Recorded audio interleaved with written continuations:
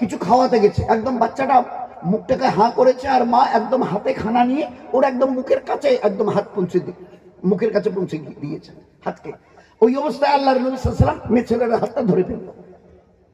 ওই সময় পর্দার আয়াত তখনও নাজিল হয়নি, পর্দার আয়াত তখনও নাজিল হয়নি। নয়তো লোক বলবে ওর বাবা, আমাদের নাকি অন্য মেয়ে ছেলেকে দেখা পর্যন্ত নিষেধ, আর নবী নবী আর নবী হয়ে অপর বিবির হাত ধরছে, তখনও পর্দার আয়াত নাজিল হয়নি। উনি হাতটা ধরে ফেললেন, মেয়ে ছেলেটা অটোমেটিক রেগে যাবে, আমার বাচ্চাটা হাঁ করেছে, ওর মুখে খানা দিতে যাব, খানাটা একদম সামনে নিয়ে আসছি। উনি হাত ধরলেন, হাত ধরে বললেন, এবং তুমি তোমার বাচ্চাকে বিসমিল্লাহ বলতে বলো। বিসমিল্লাহ বললো, আল্লাহ রসুল হাতটা ছেড়ে দিলেন, মেয়ে ছেলেটা তার বাচ্চার মুখে খানা দিল।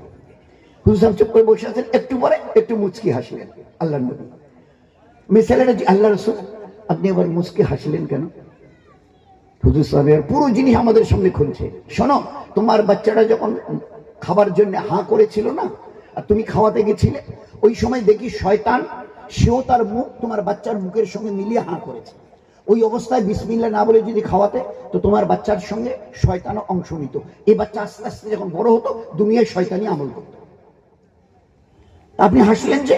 বলে এই জন্য হেসেছি, যখনই তুমি বললে এ আব্বু বিসমিল্লাহ বলো, বাচ্চাটা বললে বিসমিল্লাহ।